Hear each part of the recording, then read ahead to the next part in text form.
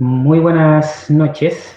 En primer lugar, quisiera agradecer a la gente de Naturalistas Chile por la oportunidad de poder tener estos espacios de compartir y hacer llegar un poco la ciencia a la sociedad civil. Creo que es algo que tenemos muy en deuda a la comunidad científica. Y, y en primer lugar, me presento, mi nombre es Jorge Sánchez, soy biólogo marino. Y hoy día les voy a hablar un poquito de la carcinofauna intermareal de Chile Central. ¿Qué es lo que es la carcinofauna? Son básicamente la fauna de crustáceos que podemos encontrar. Eh, y les voy a contar un poquito mi historia con los crustáceos, cómo nació este amor por este grupo de organismos. Y ya tempranamente, desde que comencé mi etapa de pregrado, me gustó mucho este grupo animal. Son individuos bastante curiosos, lo vamos a ir viendo a lo largo de la presentación, de que muchos de ellos tienen importancia grandes para nuestro ecosistema, para la economía, para incluso para la salud humana, como alimentación. Y ya en la etapa de pregrado estuve haciendo ayudantía por 4 años consecutivos del ramo de invertebrados marinos en la Universidad Andrés Bello. Otras asignaturas que también hicimos fue Fisiología Comparada y Biología del Desarrollo, donde también estuvimos trabajando con crustáceos. Y después de eso hice una pequeña pasantía en el Museo Nacional de Historia Natural con el profesor Pedro Áez, quien aprovecho para darle un caluroso saludo, en donde estuve trabajando particularmente en la colección de crustáceos. Posteriormente, mi práctica profesional la fui a hacer al Laboratorio de Ecofisiología de Crustáceos de la Universidad Austral de Chile, en la sede de Puerto Montt, donde fue una etapa muy enriquecedora y particularmente le agradezco mucho a mi director de práctica, que fue el doctor Kurt Paschke, en donde trabajamos básicamente en lo que es un hatchery de cultivo de centolla, que es el hatchery es como, por decirlo de alguna forma, donde sacamos estas centollitas chicas para un potencial cultivo después de esta especie. Y después de eso ya con mi pequeña consultora empezamos a hacer estudios de impacto ambiental en ecosistemas costeros y dulceacuícolas también. Aquí hay dos pequeños trabajos que hemos realizado, uno en el sector de Chumildén, cerca de Chaitén, y por acá en Puerto Montt, en el estero El Arrayán. Actualmente me encuentro realizando mi doctorado en Medicina y la Conservación, en donde pretendemos entender un poco cómo funcionan los metales pesados en estos organismos y cómo esto podría traducirse después en un potencial efecto nocivo a los seres humanos, a la salud humana. Entonces, para que vamos entrando un poquito en contexto, les voy a contar un poco de qué son los crustáceos. Y lo que vamos a ver hoy día es qué son los crustáceos, como les mencionaba recién, las características generales que tienen estos, dónde viven, cuál es su importancia, por qué debiésemos enfocar o conocer los crustáceos y qué nos podría servir, cuál es su posible origen, la clasificación de estos organismos, y vamos a ver una sesión fotográfica que tuve ahí la colaboración de algunos colegas, en donde vamos a ver la biodiversidad que tenemos en las costas de Chile Central, principalmente en especies que son marinas. También hay por ahí coladas unas especies de importancia que son dulceacuícolas. Así que ahí vamos a ir conversando respecto a estos bichitos. Entonces, ¿qué son los crustáceos? Los crustáceos son artrópodos más numerosos y diversos del ambiente marino. Si en la Tierra nosotros tenemos que la Tierra está dominada por los artrópodos, que son los insectos, que son los arácnidos, que son las mariposas, en el mar tenemos a los crustáceos. Dentro de este grupo están los conocidos cangrejos, las langostas, los camarones, las gambas, los langostinos, los chanchitos de tierra incluso. también son crustáceos. También tenemos los camarones de vega, para los que viven más al sur y conocen de estos organismos. Y se han descrito alrededor de unas 68.000 especies vivas en el mundo, una cantidad no menor.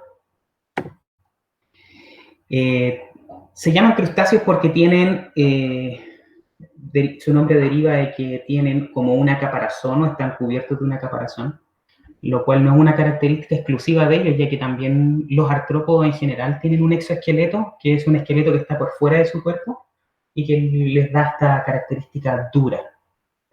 En este caso, los crustáceos, la gran mayoría de ellos tienen su exoesqueleto externo reforzado con sales calcáreas, lo que le da esta estructura dura.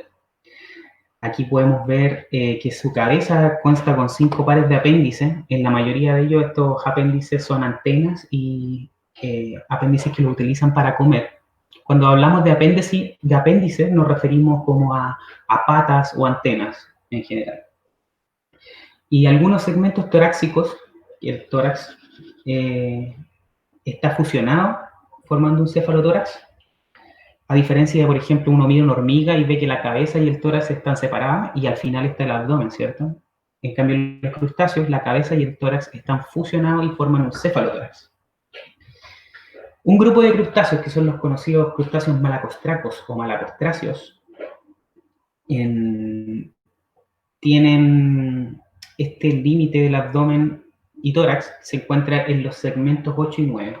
Después más adelante les voy a mostrar un dibujito donde salen los distintos segmentos para que entendamos un poco de qué se trata. Y tenemos dos tipos de extremidades donde nosotros podemos encontrar aquí, que son los pereiópodos y los pleópodos. Los pereiópodos son estas patas locomotoras que aparecen en la imagen del camarón que está bajito, que con esas principalmente son las con las cuales caminan, y los pleópodos son las estructuras que están atrás, en la parte donde está la colita del camarón. Esos pleópodos normalmente son utilizados por estos organismos para cargar los huevos en algunas especies o en la mayoría de los grupos, y en otras especies incluso para respirar o para nadar, ¿ya? Normalmente tienen distintos tipos de larva. Una larva que comparten en común la mayoría de los crustáceos, si no todos, es la larva Nauplius, que es la primera que aparece en el esquema que está abajo al lado izquierdo. A continuación suelen tener varias etapas de larva, las protozoea, las zoea, que también son un integrante principal de lo que es el zooplancton. Más adelante vamos a dar más detalle de qué es lo que es este zooplancton. Y en los cirripedios, que son los famosos picorocos, que también son crustáceos, después de la larva Nauplius aparece esta larva Cypris, que podemos ver que es la segunda larvita.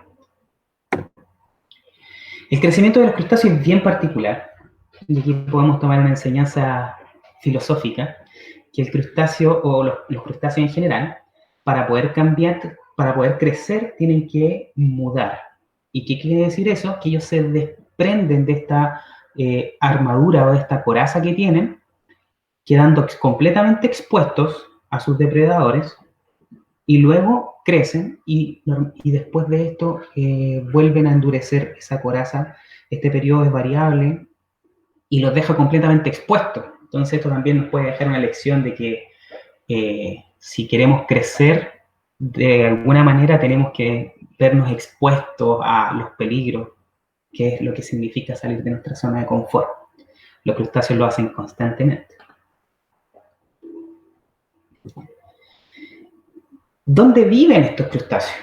Ya nombramos que muchos de ellos pueden habitar en ambientes marinos principalmente, pero tienen diversos ecosistemas donde pueden vivir. Hay algunos que son bentónicos, esto quiere decir que viven en el fondo de la columna de agua, tanto de ríos, lagos, como de los océanos. Eso quiere decir que son bentónicos. Que son planctónicos quiere decir que estos viven en la columna de agua, pero no ejercen una mayor presión o no ejercen un mayor movimiento de esta columna de agua. Por decirlo de alguna manera, se dejan llevar y andan como a la deriva. Pelágicos quiere decir que estos organismos tienen la capacidad de poder nadar y ejercer un movimiento que puede sacarlos de esa inercia, que pueden nadar propiamente tal. Y hay otros que son intersticiales, que aparece aquí. Estos organismos que son intersticiales quiere decir que viven como enterrados. Por ejemplo, la pulguita de mar que nosotros estamos acostumbrados a ver en las playas de arena, vendría siendo un organismo intersticial. Y muchos de ellos han sido parásitos. Han desarrollado formas parásitas de peces principalmente, pero también de otros crustáceos. Y estos organismos, también dentro de estos, que se me olvidó comentarle y que aparece aquí en la imagen, pueden ser comensales. Esto quiere decir de que ellos viven dentro o sobre otros organismos, pero no producen un mayor daño para el organismo. Es distinto al parásito, porque no le produce un daño perjudicial. Este organismo que está aquí, que más adelante les voy a hablar, es muy particular porque la gran mayoría de ustedes que ha comido erizo se ha encontrado en más de alguna ocasión con una famosa pancora al interior del erizo, que es como un cangrejito que vive adentro del erizo. Esta fotografía tomada por aquí mi colega Tomás Jakasovic, que muy amablemente me facilitó para preparar esta presentación, es muy particular porque es muy difícil encontrar este organismo fuera del erizo. Y este está justamente sobre las espinas de un erizo, como lo pueden ver aquí. También hay muchos organismos, hay muchos crustáceos que han colonizado agua dulce. De ahí vamos a hablar después de grupos importantes, que tenemos incluso grupos súper endémicos, que quiere decir que están exclusivamente acá en Chile.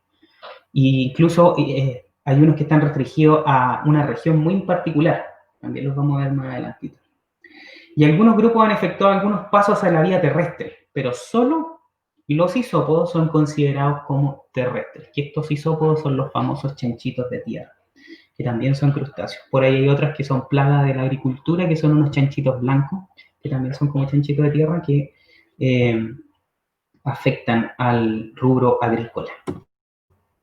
Aquí tenemos una fotografía de peces, fotografía subacuática, en donde en la fotografía del lado derecho y en la de abajo podemos ver que un pez tiene un parásito que es un copépodo, que vamos a ver más adelante. Quienes hayan visto Bob Esponja conocerán a Plankton, él es un copépodo, y que estos han tomado formas de vida tipo parásita. No todos los copépodos son parásitos, de hecho, una minoría de ellos son parásitos. Tenemos al lado derecho y al lado de abajo dos copépodos parásitos, y acá arriba tengo una fotografía que sacamos en Quintay, en donde pudimos encontrar en borrachilla estos parásitos muy parecidos a lo que es el Calibus, probablemente sea un Calibus, que es el famoso piojo del pez que ataca mucho a la industria acuícola, o piojo de mar también lo conocen. Tenemos una biodiversidad enorme de estos cangrejos. Por ejemplo, tenemos el cangrejo más grande del mundo, que se llama el cangrejo araña japonés, o el spider crab, también lo podemos encontrar en la literatura, que puede llegar a medir el largo de punta a punta de sus quelas o sus pinzas abiertas, pueden llegar a medir 3 metros aproximadamente. Aquí tenemos una fotografía al lado izquierdo superior de cómo se ve este organismo en su ambiente natural.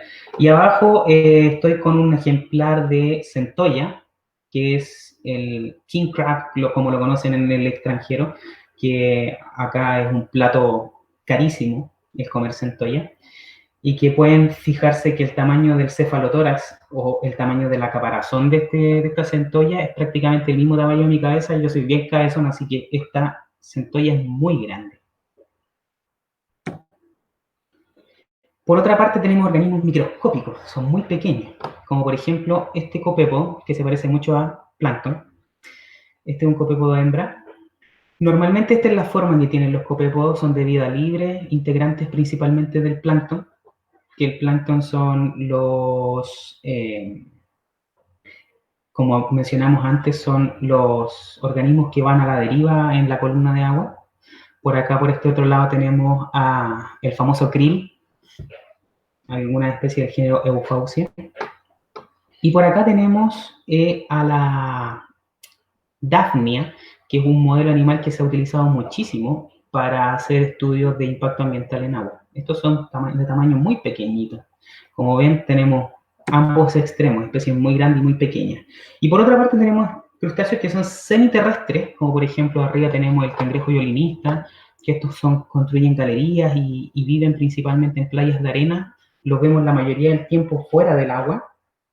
O también estos crustáceos de las palmeras que podemos encontrar en Centroamérica, que son una amenaza para las aves, se alimentan principalmente atacando los nidos.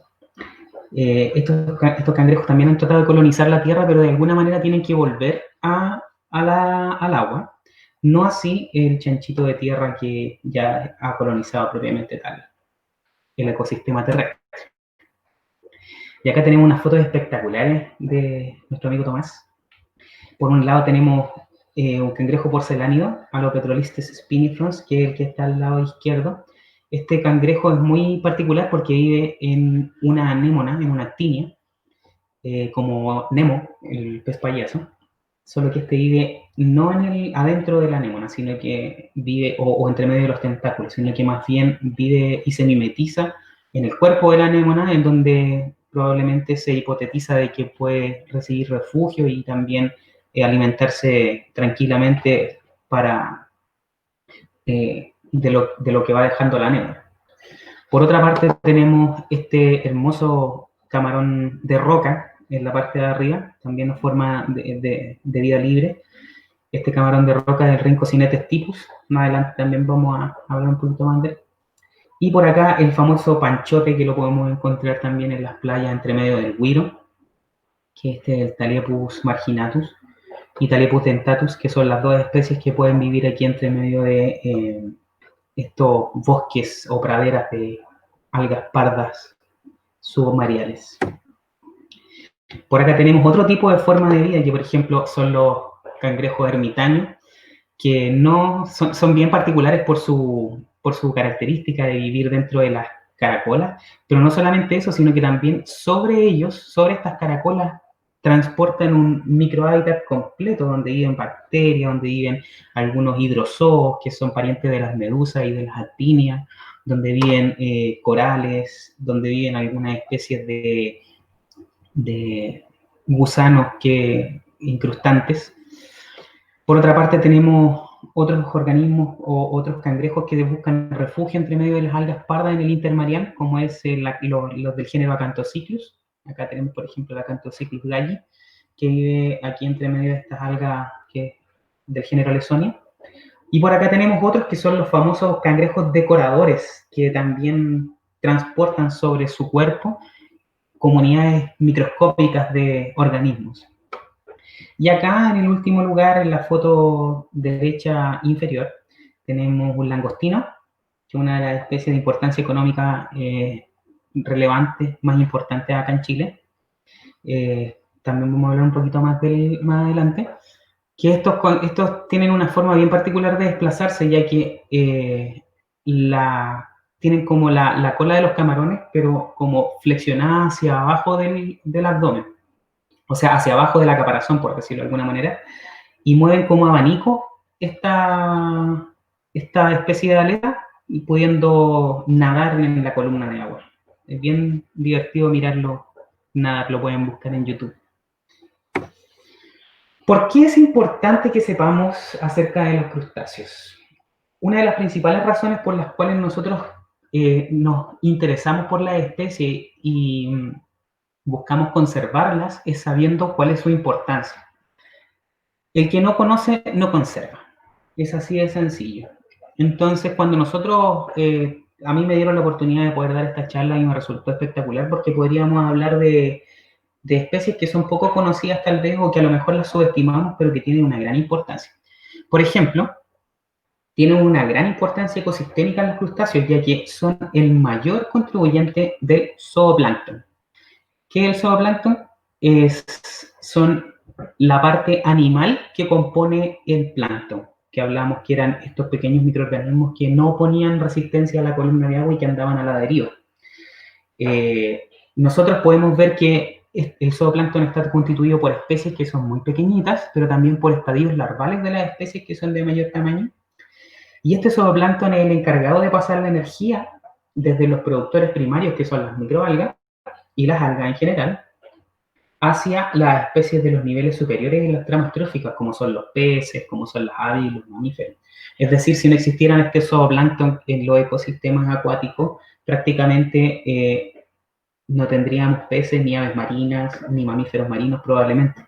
Tenemos, por ejemplo, que las ballenas jorobadas o las ballenas, los misticetos en general, que es el grupo de las ballenas, se alimenta principalmente de plancton, de zooplancton. Imagínense esos tremendos cuerpos, la cantidad de zooplancton que tienen que consumir, por lo tanto es súper, súper importante este grupo. Y las diversas formas y ambientes nos dicen de dónde viven estos crustáceos, nos dicen que son organismos que tienen distintos nichos ecológicos, o sea que, por decirlo de alguna manera, cumplen distintas funciones dentro de los ecosistemas. Han sido exitosos colonizando la Tierra, colonizando los océanos y colonizando los ambientes dulceacuícolas, incluso fuentes hidrotermales. Entonces eso nos quiere decir que son organismos que son súper, súper importantes en los ecosistemas. Otra razón por la cual estos organismos son muy importantes es que muchos de ellos son utilizados como bioindicadores de contaminación. ¿Qué es lo que quiere decir? Que estas especies son muy sensibles a pequeños cambios en la toxicidad del agua. Entonces nosotros podemos ver inmediatamente haciendo pruebas de bioensayo si es que el agua está contaminada. Entonces hay un grupo en particular que son las dafnias que se las mencioné antes, que más adelante vamos a ver de nuevo otras fotitos, donde estas dafnias son muy sensibles a metales pesados, a los pesticidas, al tributilestaño, que son compuestos que son utilizados para estas pinturas que le ponen a los barcos para que no se le incrusten los picorocos y otros organismos. Son muy sensibles a los hidrocarburos, a los PCB o los bifenil policlorados, que son compuestos que son utilizados principalmente como dentro de los pesticidas, los xenostrógenos también, los residuos industriales, microplásticos, los residuos de las farmacéuticas, todo, absolutamente todo, los contaminantes que salen a la atmósfera de alguna u otra manera van a parar a los océanos. Así que es súper, súper importante que conozcamos estos organismos. Y otra de las razones por las cuales son muy importantes los crustáceos es que tienen una importancia económica muy grande. La pesquería de crustáceos está dentro de las más importantes a nivel mundial. Solamente citando algunos datos, en el año 2009 la pesquería y la acuicultura de crustáceos ascendió a 11.2 millones de toneladas, o sea, el 7,7% de la pesquería a nivel mundial. Y tenemos que considerar de que el 88% de la pesquería a nivel mundial está destinada para el consumo humano. Entonces, nosotros nos preguntaremos qué pasará con esta población humana que va creciendo constantemente y que para los años 2050 se proyecta que van a ser 9.7 billones de personas que vamos a vivir en la Tierra. Sin duda que la fuente de alimento de las pesquerías va a ser fundamental para darnos alimento a esa semejante cantidad de personas que va a vivir en los ecosistemas. Entonces vamos a ver un poco la clasificación taxonómica de estos crustáceos para que vamos entendiendo de dónde vienen y cuáles son los que tenemos acá en nuestro país. Y la taxonomía es una disciplina que nos ayuda a clasificar estos organismos. Por un lado tenemos clasificaciones más generales como dominio y reino principalmente. Después nos vamos acercando a las familias, a los órdenes para finalmente llegar a la especie. Esto nos da un orden para poder entender dónde clasificamos a los organismos. Antiguamente cada ser vivo era clasificado de acuerdo a sus características morfológicas externas o por algunas estructuras que poseían. Sin embargo, hoy en día la taxonomía se vale de análisis moleculares y mapeos genéticos para poder clasificar y entender un poco mejor la ubicación de estos organismos. Entonces, en ese contexto, nosotros vamos a hablar de que los crustáceos es un grupo que está ya hace mucho tiempo acá en la Tierra, que se piensa de que desciende del grupo de los Anomalocarda, que era como un ancestro común para los artrópodos, pero principalmente estos son de origen acuático, Y de aquí salen 5 principales clases, que son las más grandes dentro de este subfilo crustáceo. Por aquí podemos ver que también tenemos un cierto parentesco, que son como primos de los trilobites, que son estos artrópodos que se han encontrado en distintos fósiles. Y acá tenemos los distintos grupos. Por una parte tenemos los remipedias, los cefalocarias, los braquiópodas, los maxilópodas y los malacostraca. Aquí podemos ver a grandes rasgos cómo son estas formas de vida, los remipedias, cefalocarias, los branquiópodas, maxilópodas y malacostracos, que son los que más nosotros conocemos. Los malacostracos están las jaivas, las pulgas de mar, los chanchitos de tierra, los camarones y las jaivas o los cangrejos. Entonces, estos remipedias es la clase, una de las más primitivas. No les voy a alargar tanto con datos técnicos, pero sí hay algunos datos que son súper importantes, como por ejemplo que fueron descritas hace relativamente poco tiempo, en el 1981, y que solamente tiene 10 especies, o sea, son muy raros. Viven en cuevas insulares en conexiones con el mar, en las Bahamas y las Canarias. No tienen ojos y son hermafroditas. La mayoría de los crustáceos, en términos bien generales, tienen sexos separados o también, dicho de otra manera, son dioicos o dicho de otra manera, son gonocóricos. Esas 3 palabras significan exactamente lo mismo. Por otra parte tenemos los cefalocáridas, que son especies primitivas también, igual que Renipedia. Se han descrito solamente 9 especies y se conocen también hace poco, relativamente, hace unos 70 años aproximadamente. Son de pequeño tamaño, tienen la cabeza en forma de herradura, como se puede ver ahí. Tienen todos los apéndices de forma similar, también son ciegos, no tienen ojos, y también son hermafroditas. Por otro lado están los braquiópodos, son crustáceos también de pequeño tamaño, se han descrito alrededor de 800 especies, prácticamente están restringidos a agua dulce. Hay algunos grupos que los podemos ver como parásitos de peces de acuario. Se caracterizan por tener los apéndices del tronco con estructura aplanada en forma de hoja, que son estos que están acá. Y tenemos diversas formas, que por ejemplo hay unos que son, incluso pudiese parecer que es como una macha, pero dentro de esta macha podemos ver que hay un cangrejo adentro, o un crustáceo, no un cangrejo, sino que un crustáceo. Después tenemos la clase branquiópoda, que está un poquito más conocida. No sé si alguno en su infancia conoció los sea monkeys o la artemia salina. Quienes tienen acuarios también lo conocen, esto con la artemia salina como alimento vivo para sus peces.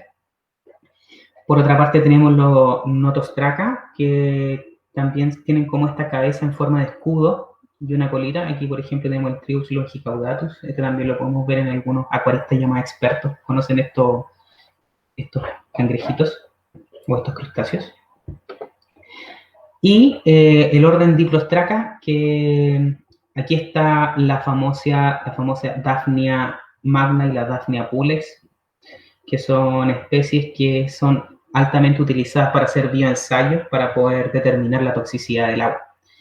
Si en los artrópodos el modelo ideal para hacer estudios, ya sea de ADN, de proteína, de toxicidad, de los efectos que pueda causar cualquier cosa, el modelo por excelencia es la mosca, que es la Drosophila melanogaster. En el caso de los crustáceos de agua dulce, vendría siendo la Daphnia pulex y la Daphnia magna.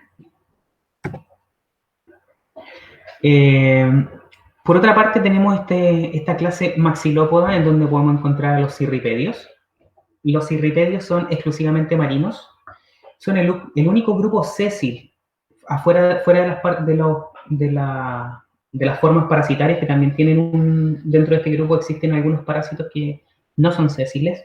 ¿Qué quiere decir que sean sésiles? Quiere decir que no se mueven, es como una planta prácticamente. Donde se asienta la larva, ahí se va a desarrollar el organismo sin moverse. En 1830 se conocen ya estos organismos, pero estaban clasificados como moluscos. Más adelante pudieron descubrir de que efectivamente estos organismos estaban más relacionados con los cangrejos que con los moluscos propiamente tal. y viven adheridos a objetos duros como rocas, conchas y otros objetos flotantes. Hay algunas especies que, no sé si se han dado cuenta de repente en los reportajes donde aparecen las ballenas, tienen como unas especies de costras. Ahí podemos encontrar algunas especies de cirripedio. Para las industrias navales o náuticas en general, se han vuelto siempre un problema porque se incrustan en los cascos de los barcos, por eso que utilizan después estas pinturas anti-fouling, que son altamente tóxicas para estos organismos filtradores como los moluscos, los crustáceos, les causan un gran daño. Entonces, hay otros que son comensales, como les comentaba, los comensales no le causan un perjuicio, pero ellos sí se ven beneficiados de estar sobre la superficie de ellos, como por ejemplo ballenas, tortugas. Y ustedes si se dan cuenta, las ballenas son especies cosmopolitas, eso quiere decir que andan por todo el mundo, entonces estas especies han sido muy exitosas esparciéndose por todo el mundo, al igual que las tortugas marinas. Hay un gran grupo de especies que son parásitos, que son el superorden Rhizocéphalo, de eso no lo voy a mencionar mucho, solamente ahí para que lo tengan como un dato curioso. Y este es el único gran grupo dentro de los crustáceos que son hermafroditas, o sea que tenemos ambos sexos en un mismo organismo. Esto estamos hablando ya de los organismos desde Maxilópoda en adelante, sin contar Renipedia y Cefalocaria. Aquí tenemos algunas especies que podemos encontrar en las playas. La verdad es que incluso para las personas que se dedican a identificarlas es un poco difícil poder diferenciar en cuáles son estas. Pero aquí tenemos algunas: Balanus levis, Geliosirratus, Nototamanus scabrosus y Balanus, este también es Notobalanus ahora, Flosculus. Son especies que podemos encontrar en las costas de Chile sin ningún problema. Tenemos aquí otro grupo que son los ostrácodos, que estos son crustáceos pequeños que están distribuidos en todo tipo de hábitat, principalmente dulce acuícola, donde se han descrito más especies. Hay alrededor de 5.650 especies vivas. Tienen el cuerpo encerrado por completo en un caparazón bivalvo.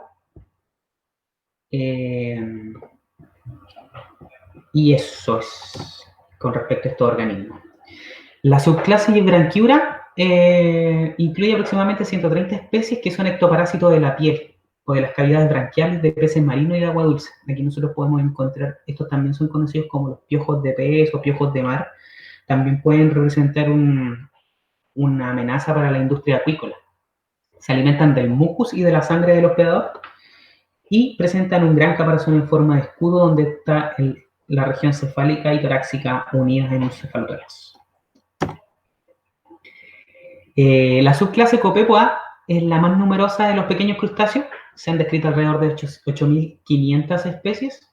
Habitan el mar y agua dulce y constituyen el elemento importante del plancton. Estos organismos están toda la vida en el plancton. Eso quiere decir que se le conoce también como organismos holoplanctónicos, porque están toda su vida en el plancton. Los que pasan de forma transitoria son los que tienen estadios larvales. Luego esa larva se asienta y crece y esas son las que dan origen, por ejemplo, a las jaivas, a las langostas, etc. Estos carecen de una caparazón dura, son más bien blandos, no tienen ojos laterales, de hecho son cíclopes como plancton de Bob Esponja, tienen un solo ojito al centro de su cuerpo, de la región cefálica. Los ojos náucleos suelen estar bien desarrollados, los náucleos son las larvas.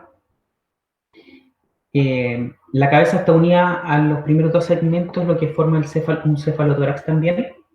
Y las primeras antenas, este es un dato interesante, que las primeras antenas son bien articuladas y a menudo sirven como apéndices de flotación, o sea, lo utilizan para su flotación.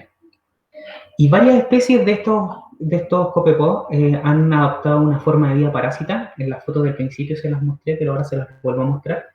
Aquí tenemos un copepod que tiene forma de vida parásita.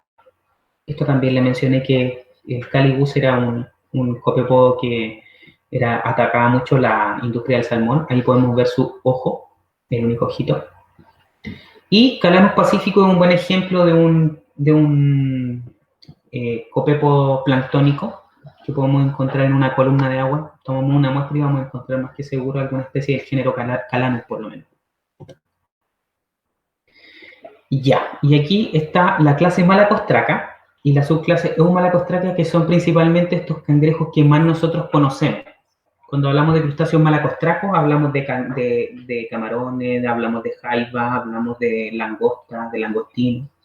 Tienen un tronco compuesto principalmente de 14 segmentos y el telson, que el telson es esto que está acá, este último segmento. Este telson, con los urópodos, que son las últimas dos patitas, forman como un abanico, que también le llamamos, forma como una aleta, que les ayuda a nadar a los camarones en este caso y a los organismos como las langostas y los langostinos. Los 8 primeros forman el tórax, dice aquí. Entonces aquí tenemos la región cefálica y los 8 primeros sómitos o segmentos forman el tórax. Si esto nosotros lo vemos desde afuera, se ve como una sola estructura que es el cefalotórax. Y los últimos 6 corresponden al abdomen, esto que está acá. Eso es lo que uno se come del camarón, o la colita del camarón que le llama. Finalmente es el abdomen. Y todos estos segmentos llevan apéndices. Cada uno de estos, si ustedes se fijan, llevan apéndices. ¿Qué quiere decir que llevan apéndices? Que llevan patitas. Los pleópodos pueden utilizarse para nadar, para llevar los huevos, o a veces para el intercambio gaseoso. O sea, también pueden hacer intercambio gaseoso en algunas especies. Las patas torácicas son los órganos locomotores más importantes de estos organismos. Aquí podemos ver, por ejemplo, que ahí están sus patas torácicas. Algunas patas torácicas tienen protopodito y dactilopodito. Estos componen las quelas. Eso básicamente es eso que vemos ahí, la famosa pinza del cangrejo, como podemos ver acá, ¿cierto? Las patas anteriores o maxilípodos son estos apéndices que están asociados a la abertura bucal del organismo e intervienen en la ingestión de alimentos. Si ustedes pueden ver en esta excelente fotografía que tomó Tomás Jakasovic, tiene como una especie de peineta o de cepillo que utilizan estos crustáceos para poder filtrar el plancton y llevarlo hacia la cavidad bucal. Entonces, estas patitas les sirven para poder alimentarse.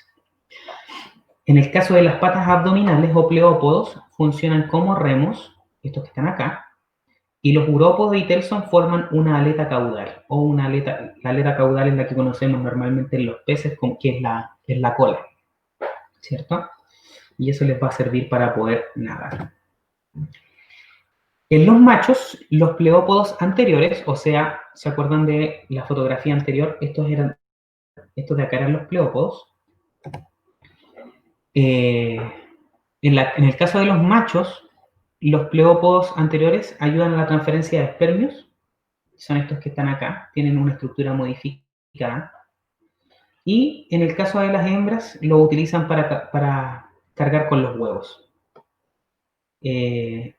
Los géneros suelen estar separados, quiere decir que son gonocóricos, o sea, sexo separado. Aquí pillamos uno infraganti.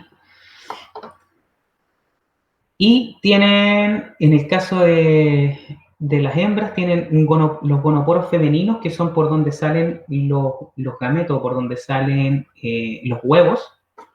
En realidad salen los huevos ya fertilizados. Están en el sexto segmento torácico o en el tercer par de patas. Ahí podemos identificar a las hembras de los machos. Aquí está el poro genital de las hembras. Y en el caso de los masculinos, en el caso de los machos, en el quinto par de patas, en la base del quinto par de patas está su poro genital. Dentro de esta clase de Eumalacostraca, donde tenemos a la mayoría de los cangrejos o de los crustáceos que más conocemos, tenemos los sincáridos, que son solamente 2 órdenes, que son especies muy, muy raras. Son dulceacuícolas, muy primitivos, no tienen caparazón y tienen un apéndice birrámeo, o sea que de una sola base salen 2 ramas, por decirlo de alguna manera. Los pancáridos, que son estos organismos que están acá, son un grupo también muy raro que habita principalmente aguas termales, aguas terrestres. Y los peracáridos y los eucáridos son ya los que conocemos comúnmente como camarones, gambas, los chanchitos de tierra. Aquí, por ejemplo, tenemos el orden Isópoda que está dentro de los peracáridos, que son estos famosos chanchitos de tierra. Los podemos encontrar en ambiente marino también. Tienen un cuerpo aplanado dorso-ventralmente o deprimido. Si nosotros los miramos es como que hubiesen estado aplastados desde la espalda hacia el abdomen. Tienen ojos compuestos sésiles. ¿Qué quiere decir que tengan ojos compuestos sésiles? Que tienen los ojos fijos. No tienen como los cangrejos, como pueden ver la mayoría de los cangrejos que tienen los ojos sobre como unos pedestales así, que son los pedúnculos. Y no tienen caparazón, son más bien blanditos, no tienen una caparazón dura. Tienen el tórax con un par de maxilípodos y 7 pares de perillópodos, que son las patas caminadoras, semejantes entre sí.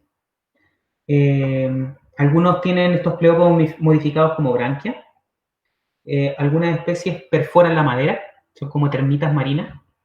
Hay otras especies que viven en agua dulce. Son los únicos que han colonizado el ambiente terrestre, propiamente tal, que son exclusivos terrestres. Aquí tenemos, por ejemplo, el Armadillium bulgari, que es una de las especies más comunes. Y muchas especies se han convertido en parásitas, principalmente parásitos de peces. Hay unos isópodos que son parásitos linguales en los peces. Si ustedes ven un pez y abre la boca, en lugar de lengua va a tener en realidad no tiene lengua, pero en el lugar donde debería ir, como lo que nosotros conocemos como lengua, va a estar este parásito asomado. Es muy tétrica la foto. Acá tenemos dos especies que podemos encontrar en ambientes marinos. Y también tenemos dentro de los mismos peracáridos los isópodos, o las famosas, también podemos conocerlas como pulguitas de mar. Pero estas no son las pulgas de mar que nosotros estamos acostumbrados a ver, que también en el sur lo conocen como los limanches, sino que son estas pulgas de mar de que cuando uno ve estas algas que están varadas en la orilla y uno se acerca, saltan igual que si fueran pulgas. Esas son los isópodos. Son principalmente marinos, uno de los principales alimentos de varias especies de peces. Presentan el cuerpo comprimido lateralmente, o sea, si los isópodos estaban aplastados, estos están como comprimidos, así como que dos muros los estuvieran aplastando. No tienen caparazón, también tienen los ojos sésiles, tienen un abdomen bien desarrollado. Y aquí les voy a mostrar una fotito donde podemos ver que estos son ya organismos que estamos acostumbrados a ver y quienes somos más curiosos y vamos a mirar hacia estas algas que están varadas, podemos ver este tipo de pulguitas de mar. Por otra parte tenemos estos orden Euphausia, que son el famoso krill, que lo conocemos mucho. Son crustáceos pelágicos parecidos a camarones. Si nosotros los miramos, son como camarones microscópicos. Son todos marinos. La mayoría son filtradores y tienen un aparato filtrante que está compuesto por los 6 primeros pares de apéndices torácicos, igual que como en forma de peine para poder filtrar las microalgas. Tienen pleópodos que están bien desarrollados, que son las patitas que estaban en la parte de atrás del abdomen, que eso lo utilizan para poder nadar. Y todos los apéndices torácicos pueden utilizarlos como branquias o tienen desarrollado más bien una especie de branquia. Y aquí llegamos finalmente al orden de Cápoda, que son estos famosos cangrejos, jaivas, camarones, langostinos, que son... aquí podemos ver que los 3 primeros pares de apéndices torácicos están modificados como maxilópodos, como vimos anteriormente. Los 5 pares restantes de apéndices son apéndices locomotores, que son estas patas con las cuales se desplazan principalmente. Las extremidades tienen quielas, o sea, tienen pinzas, las anteriores. El primer par de patas frecuentemente son mucho más fuertes y reciben el nombre de quélipo. Y las patas por lo regular no tienen exopodito. Eso quiere decir que no son birramios, es solamente una estructura que sale que da la forma de la pata. Y tienen la cabeza y los segmentos torácicos fusionados dorsalmente. O sea, si uno los mira por arriba, tienen un caparazón liso. Y por abajo puede que se vea alguna división. Esto es nada más que clasificación, para que lo vayamos viendo después con detenimiento a quienes realmente les interese. Y aquí tenemos el grupo del Dendrobranchiata, donde tenemos que estos organismos conocidos como las gambas, principalmente esta nosotros la podemos ver, es producto de la pesquería de crustáceos demersales de la zona central, centro-norte y centro-sur de Chile. Muchas veces se confunde con el camarón nylon, pero son especies completamente diferentes. Tiene huevos planctónicos, eso quiere decir que este organismo no transporta los huevos en estos pleópodos que podemos ver acá, sino que más bien los libera al ambiente y quedan flotando en el plancton. El náupleo, que es la primera larva, su primer estadio larvario, y tenemos dos familias principalmente, la Peneidae, donde está Aliporoides diomedea, que es la gamba, y Sergestidae, donde está Sergestes arcticus. El otro grupo de organismos, que es Pliosiemata, estos tienen filobranquias y tricobranquias. Son conceptos técnicos netamente de dónde están ubicadas o el tipo de branquia en realidad. Los huevos son transportados por la hembra en los pleópodos. Aquí podemos ver, por ejemplo, un cangrejo en donde podemos ver que en la parte abdominal de la hembra tenemos una masa de huevitos que lo transportan hasta que se eclosionan completamente. La zoea es su primer estadio larvario y tenemos un infraorden, estos 6 infraórdenes, donde 5 de ellos son como los más relevantes. Estos son un grupo de especies súper raros, los Thalassinidea, los cuales solamente los voy a mencionar aquí en esta diapositiva. El infraorden Caridea tenemos a los organismos que están principalmente, tienen el primer par de patas quelá o subquelá, tienen el cefalotórax más bien cilíndrico, las formas muy parecidas, o sea, son los camarones que nosotros conocemos propiamente tal. Y aquí tenemos estos 5 camaroncitos que podemos encontrar en el intermareal rocoso. Heterocarpus redi, que es el camarón nylon, lo podemos encontrar más bien más hacia el fondo. Y Cifrios cementarius, esta especie es el famoso cangrejo del camarón de río, que lo podemos identificar por esa tremenda pinza que tiene en su primer par de apéndices. Acá tenemos unas fotos submareales de Tomás Fiakasovic que nos facilitó para esta presentación, le agradecemos mucho. Son espectaculares, ni parecía a las fotos que saco yo. Este es el Rhincocinetes typus, que debe su nombre a que esa estructura, esa espina que está en la parte de adelante de su cara, que pareciera ser como la nariz, es articulada. Por eso se llama Rhincocinetes, porque tiene como una nariz, viene de rino, y cinetes de movimiento. Tiene esa nariz articulada. Bien curiosa. Acá tenemos un Beteus emerginatus, un camarón pistola, también se conoce en el intermareal. Si uno va, de repente escucha como unos chasquidos, así igual que cuando uno chasca los dedos, y se escucha que lo utilizan como mecanismo para asustar a sus depredadores. Imagínense que el sonido se transmite mucho más fuerte o con mucha más velocidad y se magnifica debajo del agua. Entonces, cuando este organismo hace estos chasquidos, deja como aturdidos prácticamente a sus depredadores.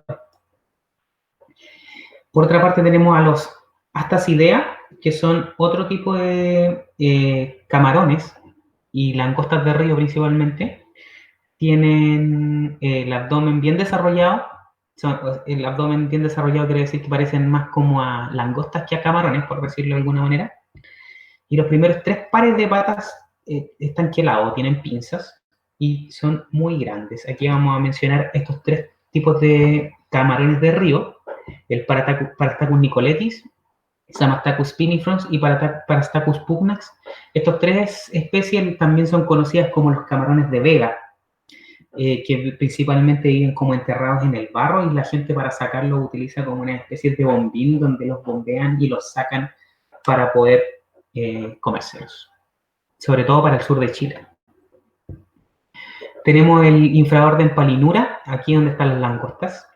El cefalotórax está más o menos cilíndrico, tiene un abdomen bien desarrollado y aplanado dorsoventralmente, y las patas pueden ser queladas o subqueladas. Eso quiere decir que pueden tener unas pinzas grandes o unas pinzas más bien pequeñas, pero en el primer par de la mayoría de las especies no está agrandado, o sea, se ven unas pinzas pequeñitas. Y aquí tenemos las dos principales especies que tenemos acá en Chile, que es la langosta de Juan Fernández, el Yasu frontalis, y Panulirus pascuensis, que es la langosta de Isla de Pascua. Acá tengo una foto que sacamos en Quintay de un cultivo experimental que tenían de langosta. La verdad es que me da un poco de miedo tomarla. Normalmente la toman de las antenas, pero yo decidí tomarla del cefalotórax porque encontré que la antena era como muy invasivo. Así que así es como luce el tamaño para que tengan más o menos como una referencia de estas langostas. El grupo Anomura tiene el caparazón por lo general deprimido, o sea, como los chanchitos de tierra.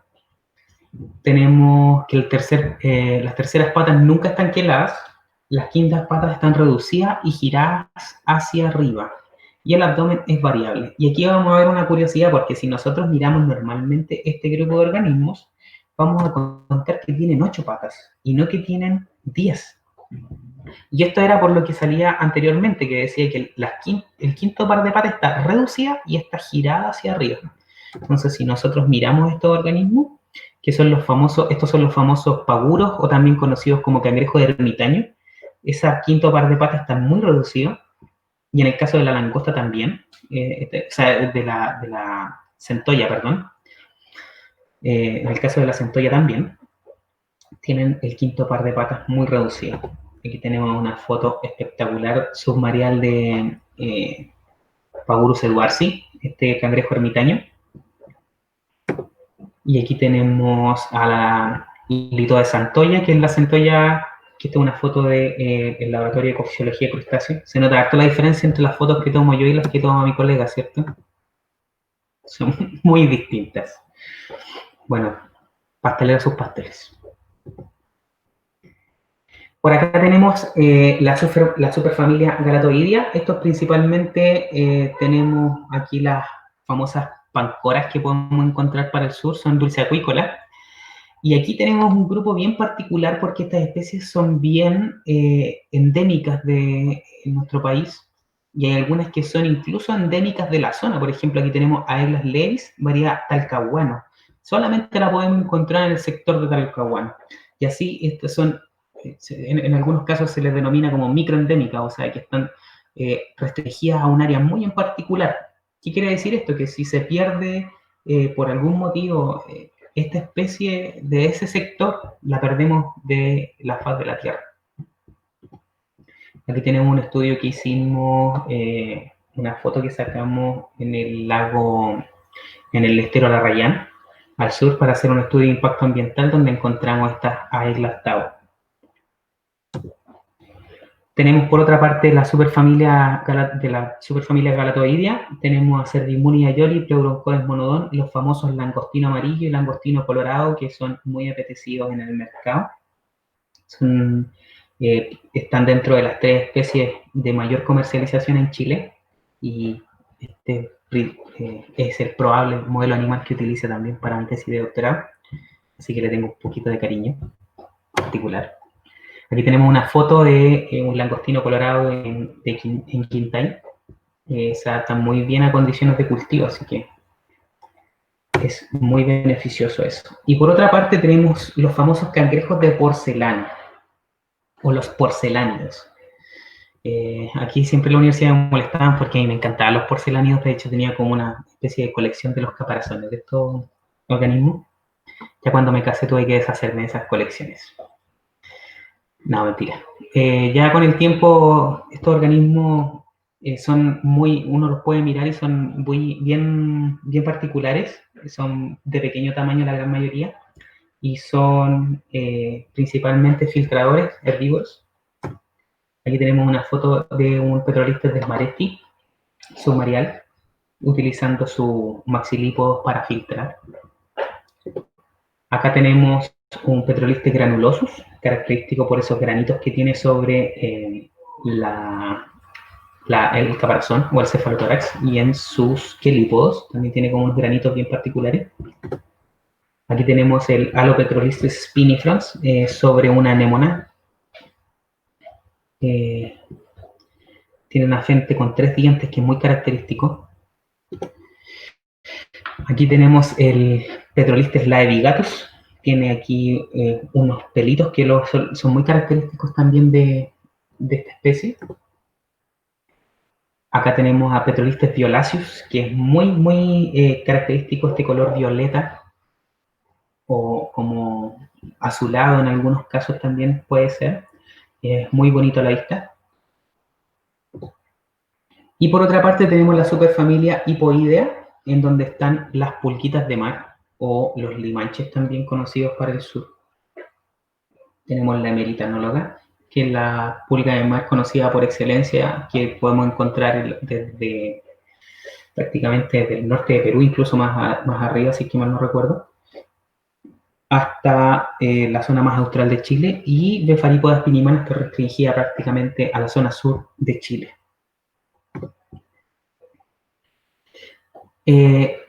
Tenemos después estas son las características de esta familia Hipoidea. Tienen un caparazón ancho fusionado con el epistoma, o esto quiere decir que... No, estas son las características de los brachiura. Ahí me quedó un error de edición, pero son los brachiuros.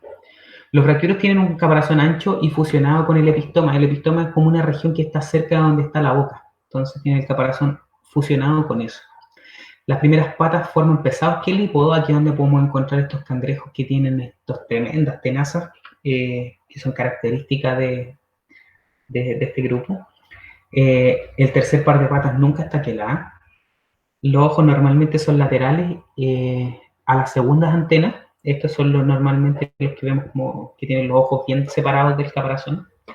Y tiene un abdomen simétrico reducido y fuertemente flexionado hacia abajo del cefalotórax, donde aquí podemos tener los principales grupos, aquí donde tenemos la jaiba mora, por ejemplo, que es de importancia comercial. Tenemos Gaudichaudia gaudichaudi, Acanthociclus galli, Hemigrapsus tremblatus, que esta es una especie que habita principalmente en zonas estuarinas, o sea, en donde tenemos la desembocadura de los ríos y se juntan con el mar. Aquí podemos encontrar estos Hemigrapsus. Hay una especie de Acanthociclus que también es característica de estas zonas, que es Acanthociclus hasleri. Tenemos Cyclorapsus cinereus, que es un cangrejito muy característico del intermareal alto. Cáncer coronatus y Cáncer setosus, que son jaivas que se comercializan en el comercio local y lo utilizan principalmente en la gastronomía local, en la zona central de Chile. Y por otra parte tenemos a Thaliopus dentatus y Thaliopus emarginatus, que son especies que podemos encontrarlas, conocidas comúnmente como los cangrejos araña o panchote, las podemos encontrar en los güiros. Y acá tenemos dos especies que son bien curiosas, que son el Pinaxodes chilensis y el Holoturophilus pacificus, que son dos especies comensales que viven en el recto de los equinodermos. Se podrán imaginar de qué se alimentan. Este vive dentro del erizo rojo el que se come, y este está dentro del pepino de mar.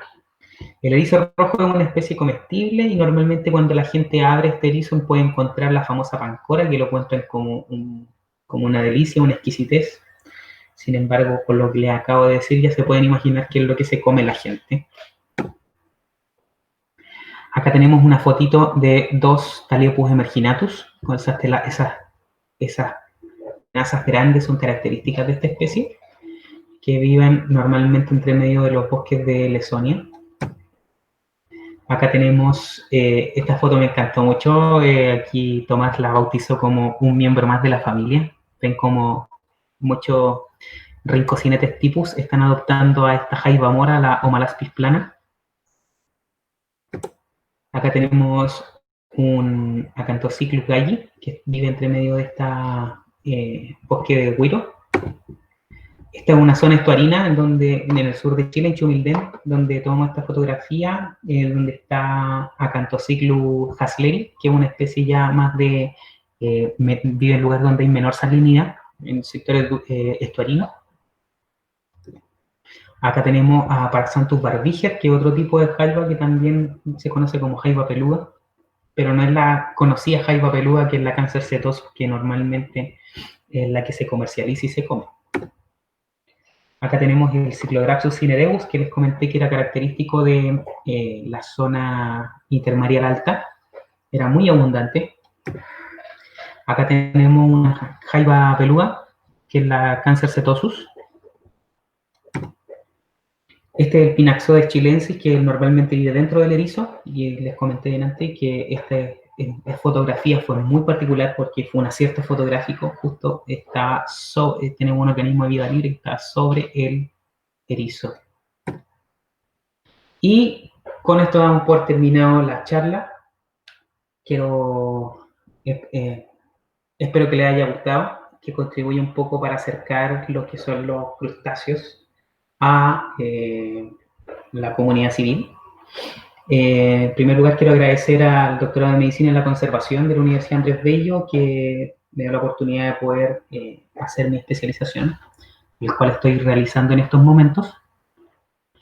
Al Grupo de Naturalistas Chile, que me dio la oportunidad de poder hacer esta charla,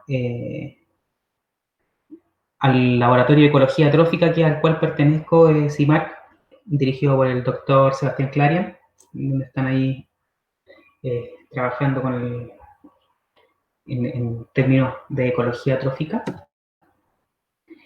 Por supuesto que a José Tomás Yacasoy, que fue quien me facilitó las fotos más preciosas que tengo en la presentación. Ahí lo pueden seguir para que vean sus espectaculares fotos subacuáticas, que son muy, muy, muy buenas. Tommy Sub está en Instagram.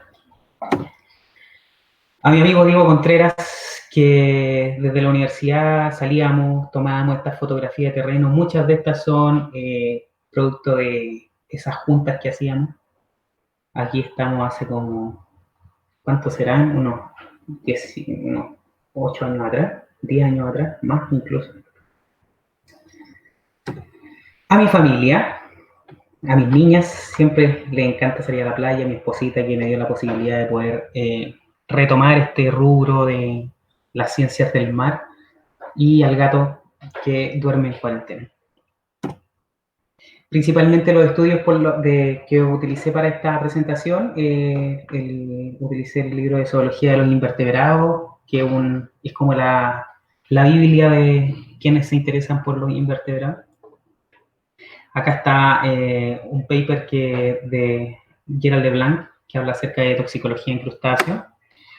Este libro de Marco Antonio Retamal, que en realidad después apareció como un CD ilustrado con clases taxonómicas especiales para quien quiera dedicarse a estudiar los crustáceos, y principalmente enfocado a los decápodos y el rol de los crustáceos en la pesquería y la acuicultura mundial, que es un tema que sin duda va a empezar a tomar cada vez más importancia con el tiempo y con el crecimiento exponencial que está teniendo la población humana hoy en día. No se pierdan las charlas que vamos a tener el resto de la semana. Nos espera la semana de los artrópodos el día martes, que es mañana. No se pueden perder la historia de una super mariposa gigante en el fin del mundo para el día miércoles, donde va a estar hablando José Montalva de los moscardones. El jueves, avispas alfaredas en Chile con Roberto Barrera. El viernes vamos a tener Ecología y Biodiversidad del Suelo, un mundo por explorar con Camila Cifuentes. Y finalmente el día sábado, Arañas saltarinas, hermosas y desconocidas, con Abel Bustamante. Espero que les haya gustado a todos ustedes, y si tienen alguna duda... antes de terminar, ahí está Artrópoda SPA, para que me sigan en Instagram y en Facebook. Y ahora sí, si tienen alguna duda o pregunta, quedo atento al Facebook Live, donde podrían hacer sus comentarios, preguntas.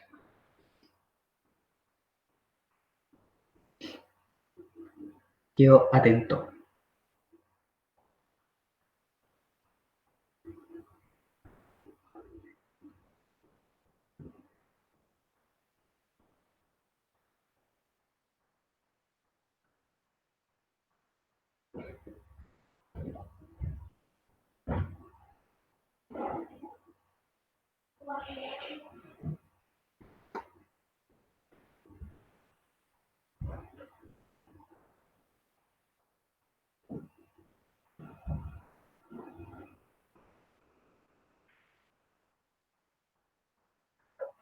Ah, ya, perfecto.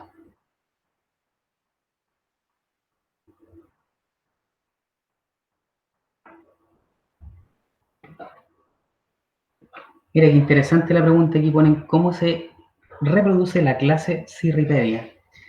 Los cirripedios principalmente, como son organismos hermafroditas, uno podría pensar de que tienen una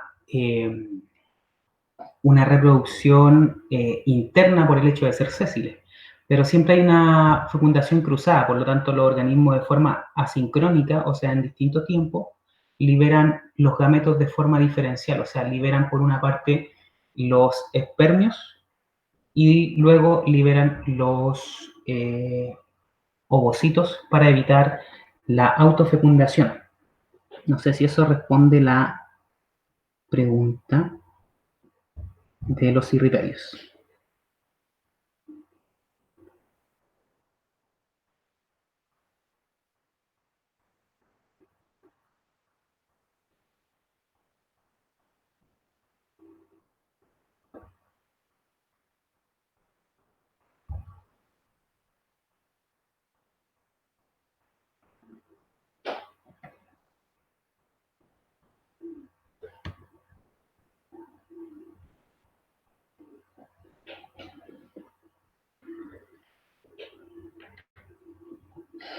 ¿Alguna otra consulta?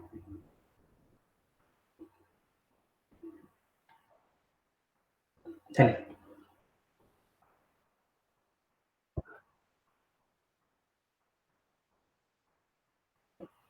Ah, ya, mira, por aquí me apareció una pregunta de cómo se llama el copépodo que parasita el ojo del pez.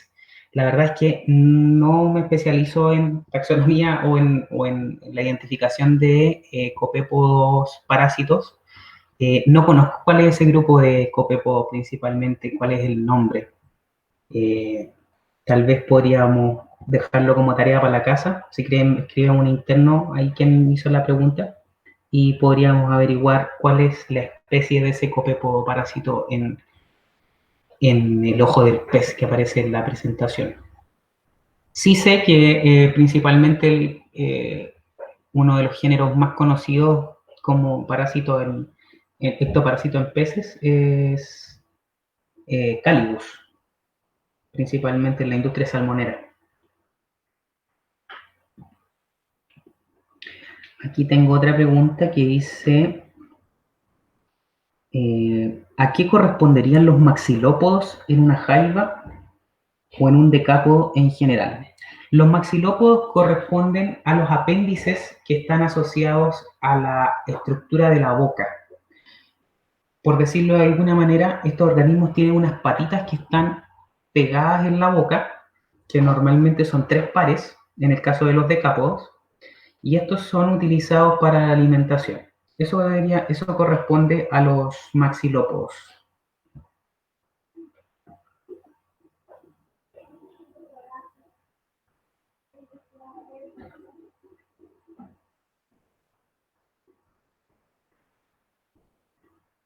No sé si me pueden ayudar con otra preguntita que aparezca por ahí.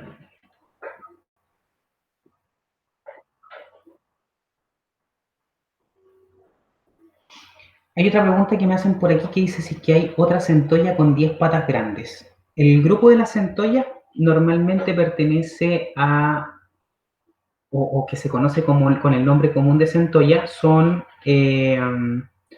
anomuros. Los anomuros tienen el quinto par de patas reducido, por eso es que se ven como de 8 patas. Pero existen otro tipo de crustáceos en general, que son brachiuros, que son muy parecidos a las centollas, que se conocen como king crab en Estados Unidos, o en el hemisferio norte en realidad. Y estos king crab sí se ven como que tuvieran 10 patas, y, pero pertenecen a otro grupo completamente diferente. Y son muy parecidos a la centolla y se comercializan de una forma muy, muy buena.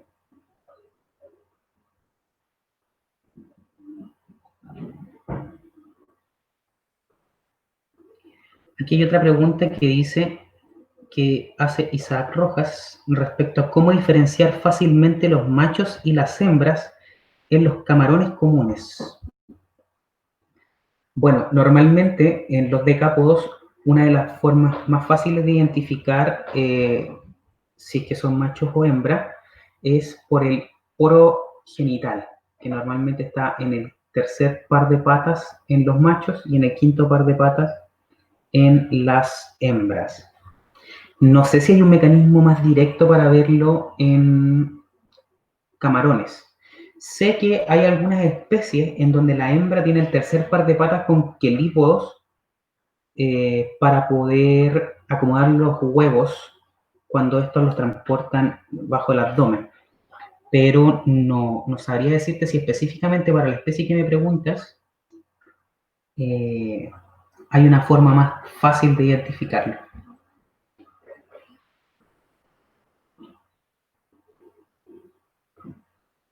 Por acá hay otra preguntita, a ver.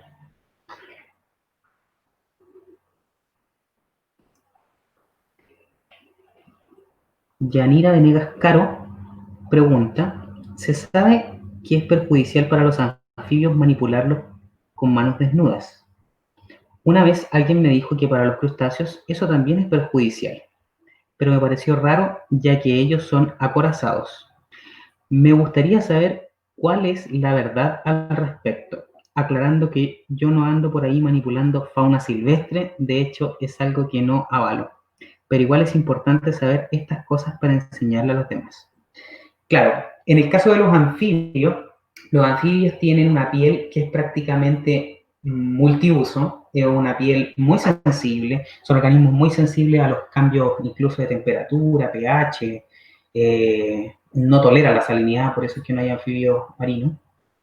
Eh, y obviamente si uno los manipula, la piel, que es el órgano que está expuesto, que normalmente lo utilizan para respirar o lo utilizan para el intercambio gaseoso, para los osmosis, obviamente se van a ver perjudicados en cuanto a manipulación.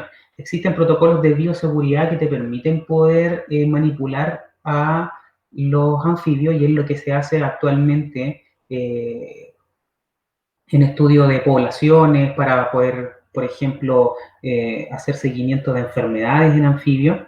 Pero en crustáceos es distinto. Sí, es distinto porque la mayoría de los crustáceos tienen una coraza que los protege de esto, de esto, a diferencia de los anfibios. Por otra parte, los crustáceos, a diferencia de otros grupos de animales, vertebrados principalmente, tienen la capacidad de poder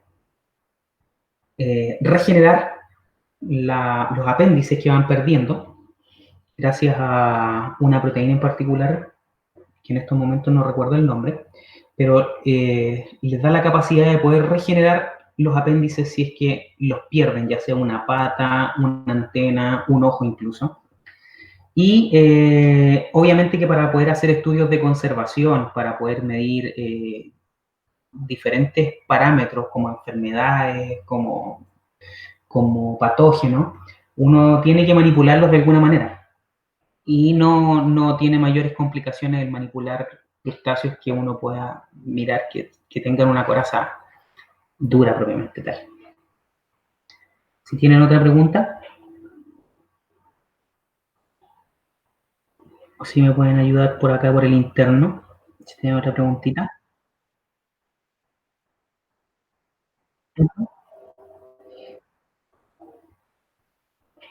Sí, Raúl Castro, muchas gracias. La icdisona tiene que ver con la muda y con la icdisis, toda la razón. Tiene que ver con hartos procesos que miden el crecimiento.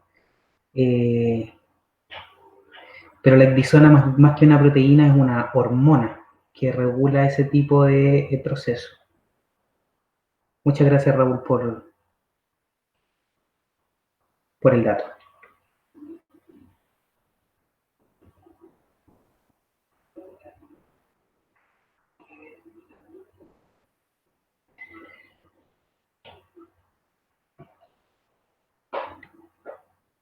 ¿Estaríamos entonces, si no hay más preguntas?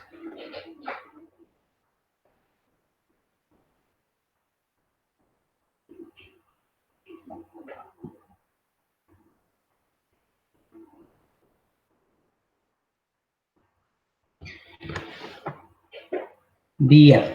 Muchísimas gracias entonces a todos quienes participaron de esta charla. Les agradezco al Grupo Naturalista nuevamente por la oportunidad y sigamos quedándonos en casa. Nos hemos dado cuenta que en estas últimas circunstancias la ciencia es el camino para poder evitar, prevenir este tipo de circunstancias. Y sin más que agregar, por acá parece que tiene otra pregunta. A ver.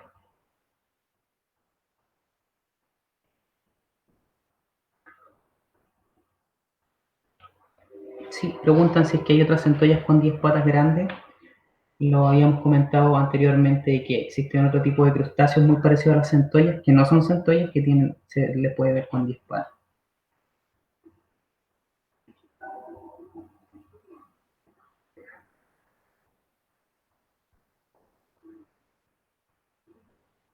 Sí, Elizabeth, contestamos la pregunta. Si existen otros, a lo mejor no la escuchó, pero si existen otros crustáceos como tipo centolla, son los conocidos king crab, puedes buscar, por ejemplo, Chionicetes opilio, que es una especie de Alaska que se saca en pesquerías, grandes pesquerías.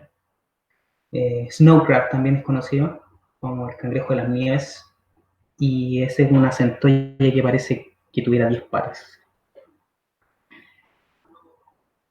No tengo gráficos, Lorenzo, para identificar regurgitados. No he visto estudios que hagan relación con aves marinas o aves costeras asociadas a estudios tróficos, en realidad relacionados de aves costeras con crustáceos.